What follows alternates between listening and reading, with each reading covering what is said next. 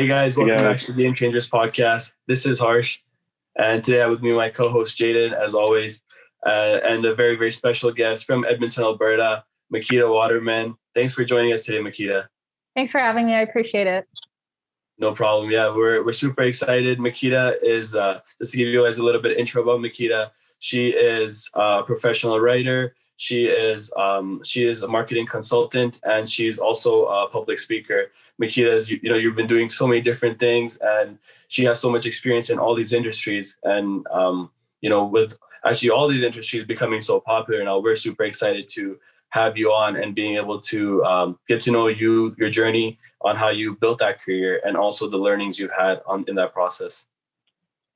Absolutely. Well, I'll start from the beginning. I'm originally from Mississauga, Ontario, Canada. Started out working at TD Canada Trust, actually on the phones, like really helping out people that were having issues with paying their mortgage and their credit. Mm-hmm. At the same time, though, they had us do cross-selling. So they kind of taught us the psychology of people and the words to use and how to kind of ask questions so that you can gear them down the right product. And after about 6 years of doing that, I just woke up one day and I asked myself, do I want to keep working at, in the banking industry, or do I want to do what I'm passionate about? I originally went to school for journalism, and I started going to different job opportunities or interviews in Toronto. Didn't quite pan out. So my dad just said, why don't you just try Western Canada? You have friends there, you have some family there. They've been there for like a decade. Give it a try. Mm-hmm. Started sending out my resume, and just by chance, I just said, let me give myself 90 days. If this thing doesn't work out, at least I can go back home.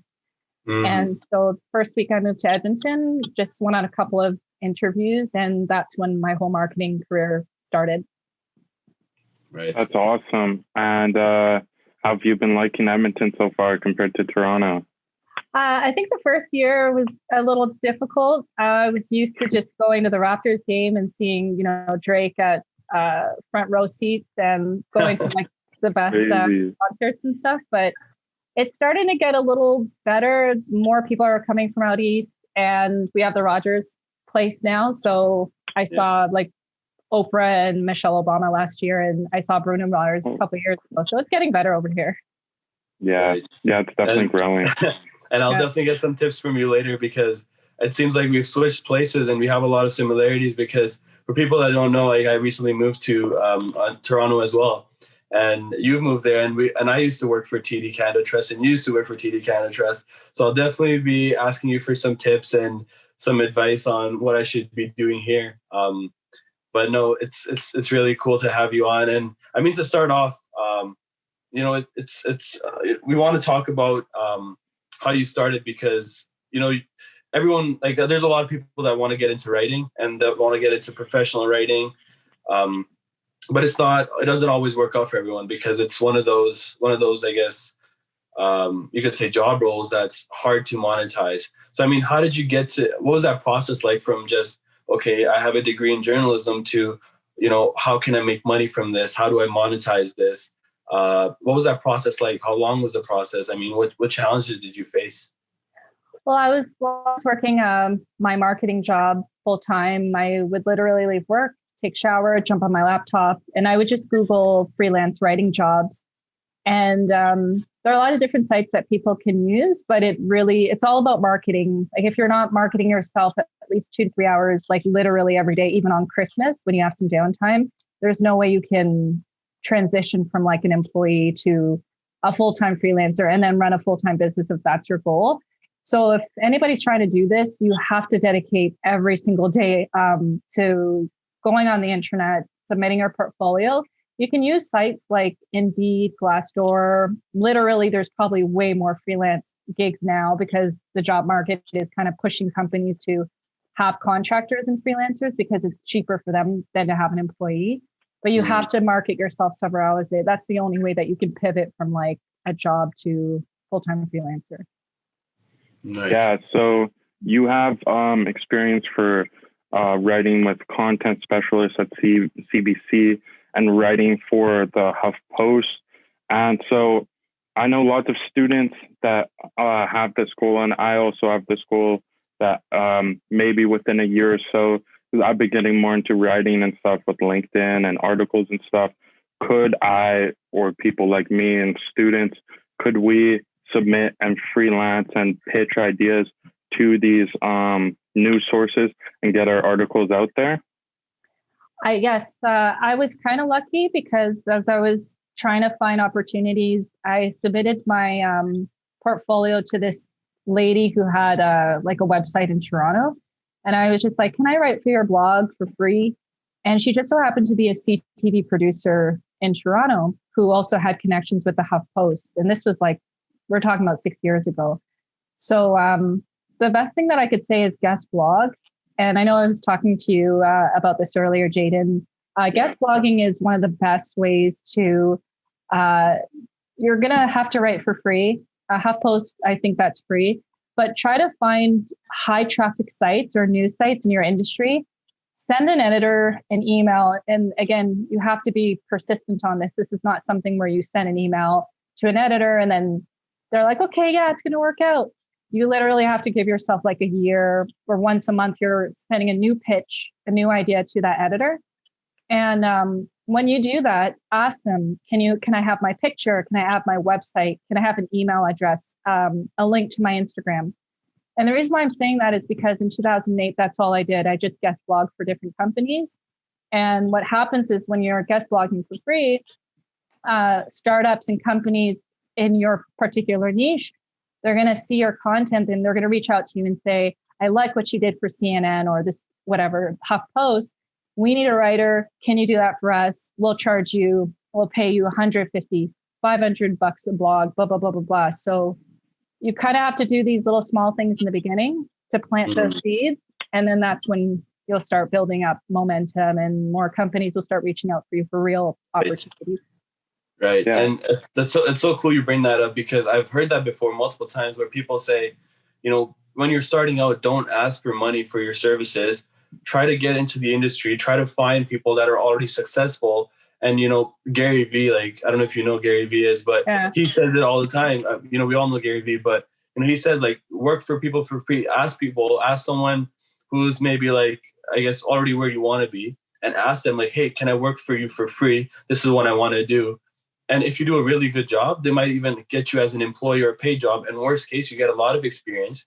You get access to a whole different network of an industry. I mean, you said like you work for free, but there was like CNN has a huge outlet, or you said CTV, sorry. So CTV has a huge outlet, and I'm sure like so many people saw that even though you did it for free, but it put your name out there so far ahead. So I mean, there you got to sometimes think beyond just monetary value initially, especially. So it's really great. But I also want to ask you, how did you, how did you start asking for more money? How do you start, valuing your own services? Because I know a lot of people hesitate, especially in freelancing, or, maybe they're in a bit of a need for, I guess, some money or a certain amount. And, they don't want to push for maybe they feel like, I deserve $300-400 and maybe that's the industry average or something. But, they'll settle for less because they don't feel that it's right or deserved for them to ask for such an amount. How do you start asking for the justified amounts, maybe $1,000 an hour, right? Sometimes those amounts seem absurd, but how do you do it? Well, when I started, I was making $50 a blog. So these blogs would be 500 words. Think about how much you're making in your full-time job and maybe double or triple that. And most of the time with companies, when you're going to start negotiating rates, if you don't have a HuffPost or something like that to back up your reputation, then you're going to have to kind of talk about your work experience. So if you're not writing or in journalism at work, you might have to have really high level pieces of content. So that could be a blog on your website. It doesn't necessarily have to be on a high traffic site, but they want to see the quality of your work. So nobody's going to pay you $500 to do a blog post if you write like a 5-year-old. Let's just be honest, right? So your portfolio has to be high level. And it, like I said, you don't have to have experience. And that's a lot. The issue that I had, I think when I first started, was I just started jumping on these blogs where it was 25 per piece, but I was wasting my time because while I'm doing a blog for $25, spending 4 hours doing a blog for 25, divide that by 4, right? And not just that, but that's time that I could have been spending with a higher quality company who would have paid me my worth. So you have to know who your worth is. You have to have experience or like a portfolio to back up the quality of your work to prove that you deserve more. Yeah. And how did you achieve this high level of writing? Did you just keep working on it yourself and just keep doing it, get peer reviews? Like, what did you do to get to this level? I think for me, it was just the dedication of writing. Like when I would go to Florida to visit family, for example, during Christmas holiday, I was still hustling. Like I was still looking for opportunities. So the more and more practice you get in writing, obviously, the better you'll get. And then the more guest blogging you do, the more companies will reach out to you. And then when you have this full portfolio of that you've written for, I don't know, a tech startup, and then you did like a health consultant, and then you did like CBC or whatever, then that's when like the big companies will start to take you seriously because they're like, okay, maybe they haven't worked with a Fortune 500 company yet, but look at the variety and then look at the quality of their portfolio. So it's like a mix of different things. And then you kind of have to know how to talk like a boss, right? Yeah. Like when I would, back in the day before COVID, I'd be meeting some companies like at Starbucks, right? And so when I would walk in there, the first thing that a lot of them were thinking was, wow, she's really young. And then some of them were like, how did you accomplish all the success by yourself? So then that's when I had to start kind of getting in marketing mode, kind of like Gary Vee, like really that passion that you're talking. And when people see the passion, the quality of your work, and then like, you know what you're talking about, then they're like, okay, I can take this person on for this particular service. So the confidence has to be there for sure. Right. Yeah, that makes sense. And I just have a question. So what do you do if you get like writer's block and you're having trouble writing about this topic? What do you do? Used to have that problem because I was kind of doing everything for my laptop after I left the workforce. I would literally just say, okay, I'm going to go to Toronto and spend time with my dad for like a week, or I'm going to go to Miami and spend time with my family for a week.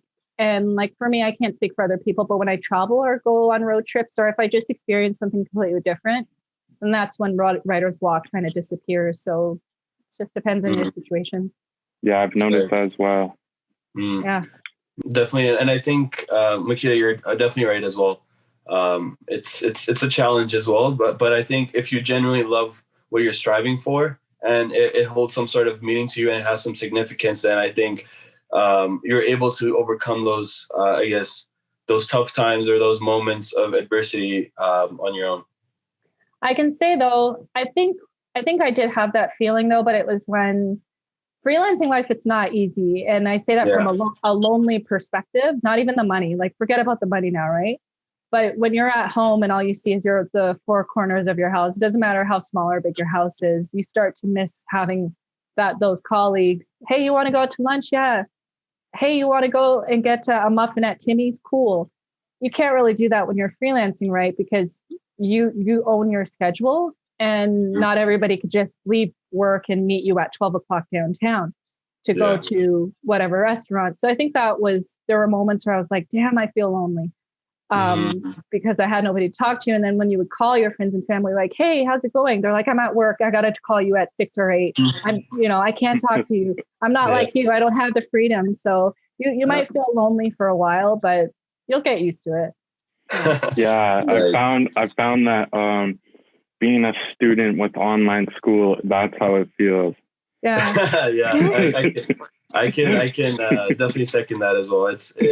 With your weird, schedules with classes, it can definitely feel like that. Yeah. But Makeda, I want to take a little bit of a shift. We talked a little bit about your writing experience, but you're a marketing consultant, marketing expert. And of course, for us, for anybody, almost every second person has something that they're working on the side, right? Something that they want to build, whether it could be anything, right? So, and it's mostly being done on social media, whether it's being an influencer or a side business, whatever it is. So, I mean, what is this is a question that everyone has, what's the secret? How do you build yourself over social media as a business or as an entity? I think the first thing somebody wants to think about is what am I passionate about and what am I good at? And if I'm not passionate about anything or I'm not good at anything, where do I want to strive to be? Because you can either show your journey, kind of like blogging, because that can build momentum too. And then one day you wake up and you're like, I want to talk about dinosaurs because I like dinosaurs. Or you just have a passion or a skill and you're like, okay, I'm going to give out tips and advice. So I know you guys mentioned Gary Vee. He's like my top go-to guy. Like I just stream him probably more than most people. But he says three things: that education, entertainment, and inspiration thing. And it's so easy to kind of build up content on TikTok now with Instagram Reels launching since September. I think it's just a combination of just like going live once a week, showing up for your audience, answering all your comments and DMs, talking about what you're good at. And if you're not, again, good at anything, talk about your journey towards something, because it's just like anything else, like in school or work, your tribe is going to come to you because they can feel your energy or they can hear you in the lunchroom talking. It's the same thing on the internet. Like whatever you put out there, your tribe is going to come. You just have to be patient because it doesn't happen overnight. So, yeah. So basically you're saying, like, I guess what I've heard from before other people that say is like, the strategy is to put stuff out there. Like Gary Vee also says, like, I guess when you put stuff out there, only then you can get people to, I guess, respond or connect back with you, right? People like just putting out content. That's the secret, that trying to put out as much content as you can on platforms that allow for organic growth, right? Especially these new platforms like TikTok or LinkedIn. Like there's so much organic growth on these platforms, and they're new as well. So it's definitely great for anyone who wants to build something on the side. And but it definitely takes a lot of effort too, because it's not easy putting out 2 to 3 pieces of content every single day on a consistent basis, and having the, I guess, the persistence of keeping that up. Yeah, it's true. I think for me, I kind of figured out what my audience wants from me. But I always tell people, even on TikTok, I do a lot of content on TikTok, and I just kind of tell people that you got to serve your audience. You kind of got to look at your followers as customers, as imaginary customers. You got to show up giving them what they want. And I can say for myself, I started on TikTok 7 months ago. I went from obviously 0 followers to, I think I'm close to 2,600 now. And wow. Yeah, but it wasn't easy. Like I started showing Instagram stories, and that didn't work out. And I got frustrated, and I said, okay, I'm just going to sit here for like a month or two, watch the For You page and see how this thing goes. And I said, okay, I see chiropractors, I see dentists, I see like all kinds of like people that you wouldn't expect, like having this real cool moment here on TikTok. So that means there's a place for me. And I said, okay, what am I good at? Or what do I know? Business, freelancing, social media, and marketing. So I said, okay, for 90 days, I'm just going to pump out these contents and see what happens from there. And then I realized nobody cared about freelancing and nobody cared about business. They just liked my marketing and social media stuff. And so if you don't know what to do, just test out what you're good at or show your journey. And then after like a month or two, take a look and look at your views in the analytics and see what's performing best. And you've got to cut out the stuff that's not working and just give people what they need. Like, yeah, I'd like to add to that. I came across this recently, and it kind of like blew me away looking at what people actually like want from me. Because I'll post on LinkedIn, is my platform that I go to. I post little like 1,200 character like posts about whatever, like business, finance, and politics are my main ones. And I looked after a few months, and the business ones, they range from like 300 to 900 views each. But then my investing ones, they had like 4,500, like 2,000, 3,000. I was like, this is crazy. I've never had this many people view my stuff. And it really shows me like what people want. And then I keep posting. I'm like, okay, let's see what happens. And the investing ones consistently get thousands of views more. And it's like crazy to see like what people actually want from you. You just have to keep posting and find it. Yeah, that's right. Yeah, I agree with Jaden. I think he's definitely has a point there. But I mean, talking about as a professional way, so that's how you were building your brand, and that's like, I guess, some techniques or the mindset to go in with social media marketing. But in the industry, like, there's so many people doing this, right? It's so saturated, and it's probably happened to you. It's happened to probably everyone. But we get these messages from like these marketing agencies on LinkedIn, always asking us like, oh, do you want another stream of income? Are you looking to make more money? Are you looking for leads for your clients? And I mean, that kind of hurts the reputation for marketing consultants, right? So, I mean, how are you able to monetize this? I mean, get over that image that, that thing has created in people's minds about marketing, and how did you monetize your services? I think for me, it was really just showing up every day. There are, like you said, marketing, it is an oversaturated industry. But one thing I can say for sure is this year has challenged everybody. Like some of the marketers who were heavy doing this last year, like 35% of them just fell off the map, and people see that. People see who's really showing up. Like I know Gary Vee and probably like, Tony Robbins and all these people are going to say like during the rough times is when you see your most opportunities. It's true. But during the rough times, that's when the flakes, that's when the people, I'm not saying they're not good, but that's when the people who are really, really committed and passionate to what they do, that's when you start seeing them do more. And so at times like this, I did like an Instagram live marathon for 3 months all summer, literally Monday through Friday. I was just on Instagram live for like 30 minutes an hour. You can't even imagine how many entrepreneurs and like personal brands were on these live asking questions. Nobody was doing that. Like I just saw Gary Vee going live like every morning, and I said, oh, there's something to this. I said, why don't I give it a try?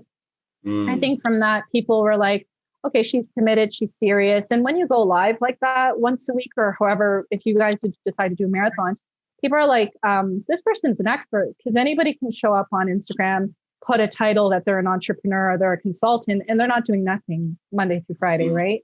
But when you're on a live and people are challenging you, they're asking questions. They're like, this is my problem. What do you think? They're like, okay, this girl knows what she's talking about. This guy knows what she's talking about. So I think that Instagram live thing really helped, but just really sharing all my best advice, and not really caring if anyone was going to take it and run away with it. And just also looking at people's questions that are asking, looking at the polls and Instagram stories, trying to find the pain points and issues that people have right now, and then feeding that out into tips and advice. I think that's one of the best ways that anybody can kind of see a return on their time or investment when it comes to putting stuff out there and then getting clients and customers. Okay. No. Yeah. I mean, you said it all. That's definitely the way to go. And again, like going back to what we were talking about, it's all about just putting yourself out there, building your personal brand. And I think there's definitely a barrier to be broken, because, as people, we're all afraid of like, the first time we do it, and it's like, oh, there's going to be no one watching, and, there's going to be judgment, and people are going to say this, and like, or sometimes you're shy. Like there's a lot of introverted people that aren't that comfortable being in front of the camera, and, all these different, I guess, objections that come up. How do you overcome them? Like, I mean, for you probably had something like that. I think everyone does. And how did you overcome that to a point where now you're making content every single day, and, whether it's TikTok or Instagram, you're just doing it, right? Well, I'm introverted, believe it or not. Like, put me in a room full of people talking and I'm going to be the most quietest. And I'm just like that by nature. And I think that helps when it comes to business too, because when you do less talking, you can really hear a person's personality, what their problems are, and then you can figure out how to help them. But one thing I learned this year is people don't really care how you look. Like, I think that was one of the issues that I had around this time last year, is like, I was only sharing one video a day, or a month, shall I say. And I called my dad, because my dad is like my go-to person whenever I have life issues. And I'm like, what if they don't like me because I'm Black? Like, what if they don't like me because I'm a woman? He's like, how do you know if they like you or not if you don't just do it? And he's like, what's that kind of mindset? Like, you're like, okay, because I'm Black. Like, you already just put yourself in a category of losing. So what are you going to do, Makeda? Because he challenges me like that. And I'm like, you know what? He's right. Yeah. So I just started going ham, and then nobody cares that I'm Black. Like, even if they have an issue that I'm a woman, that's in their mind. But at the end of the day, they still have a problem, right? And I have to prove to them that I can solve it, whether they like me or not. And I think TikTok really helped me a lot, because obviously you can't hide behind a photo well, you can, but you can't really hide behind a meme or a photo on TikTok unless you really want to be taken seriously. So when I started doing TikTok every day for those first 90 days, that whole like negative mindset thing, it just disappeared. And I think it's really putting yourself out there and giving yourself a certain amount of time to do it. When you wake up and you're like, nobody cares how my hair looks, nobody cares where I'm from. Right. They just care about their problem, and that's what it is on social media. Is they're not following Will Smith or Barack Obama because they're following them because they admire them, and maybe they take them away from their reality for a second or two, right? Yeah. So yeah. I mean, look at Michelle Obama. I mean, like, I think she's like a great, is a great example for this, because like, look at how popular she's become. I think on Spotify, before Joe Rogan, she had like the most popular and most listened to podcast on Spotify. Wow. Right? Crazy. So it's I like, didn't know that. Like, no one cares. Like, you don't have to be like, you know, like a supermodel or something to get attention, because that's sometimes like what we think, like, oh, because we have our own insecurities, and sometimes we project that, and we think, oh, you know, because of these insecurities, we start doubting ourselves. But honestly, if you have something to say, and if it's something positive, then I'm sure, like, you know, people will listen. So all you have to do is just put yourself out there, and that's the only, I guess, only objection that you have. Like, you're your own limitation. That's it. That's right. Yeah, and I think out of any time, like right now, people are starting to care less about anything. Like it doesn't matter your race, your religion, your gender. Like, look, the U.S. has the first woman vice president now, Kamala Harris, and then there's a woman for I don't know if they're the secretary or something, but in the Treasury, so they're in charge of their finances in the U.S. and their currency system. And then there's people like Citibank just got a woman for the CEO, which is the first in banking. And so it's really cool seeing all this stuff. Like, people don't judge you anymore. You can do whatever. Right. Yeah. No, exactly. I completely agree with you, Jaden. And I think going from there, Makeda, you know, I want to talk to you about, you I don't know if you know, but you were our first guest on our mentor series, which is our brand new series that we did. We're starting, and you know, I'm really glad that we had the opportunity to have you on. But as we move towards, you know, a close for the podcast, considering your entire experience that you've had in all these industries and just your whole life and mindset, you know, what kind of advice would you give as a mentor to us as students, or to anyone listening who is, you know, part of that younger demographic? I'd have to say, be careful who you surround yourself with and what you listen to and the books you read and even the food you eat. And I know I'm getting a little too philosophical right now, but your friends, I know your parents say this, my parents always used to say this, like, your 5 best friends will determine how much you make, where you end up living, blah, blah, blah, blah, blah. But it's so true, right? Because when I left Toronto, I had to cut off a lot of girls. Like, they weren't bad people, but they were just kind of aiming just to get a job, get married, get a house, and that was it. And that's cool. Hey, like, if anybody on this line has that as their prime goal in life, but everybody wants that, right? So you got to start looking at your friends and asking, what do they really want? Because if they just want to get a degree and have a job, 95% of the world has already done that already. So what else do they want? And then the books, I mean, in college, I was reading nothing but Tony Robbins, Napoleon Hill. I was going to like Tony Robbins events when he'd come in town and stuff like that. And instead of watching a lot of TV, I was just like streaming like success stuff like Napoleon Hill and Wallace D. Wattles and Earl Nightingale. These guys are like 19, 20, 30 dudes, but the stuff, it might sound outdated, but it's still relevant to today. So just stream a lot of content that's going to take you to the next level, because this world, it's going to get more digital. meaning there's going to be way more opportunity on the internet for people like ourselves. But if you're just streaming TV all day and hanging out with low level people who are negative and, you know, they're laughing about you and your goals behind your back, those are the people that you don't want to cut them off, but just keep them at a distance, like 20 feet away from you, because next 5 years, you're going to wake up and you're going to be in the same position because of the people that you're hanging out with. And also family too, right? Family, as much as they love you, you got to ask yourself, that cousin that I'm hanging out with, what are they doing with their life? What do they want to do in the next 10 years? And doesn't mean you got to hang out with people who want to be freelancers and entrepreneurs, but they got to have more that they want other than just the stuff society tells you to do, right?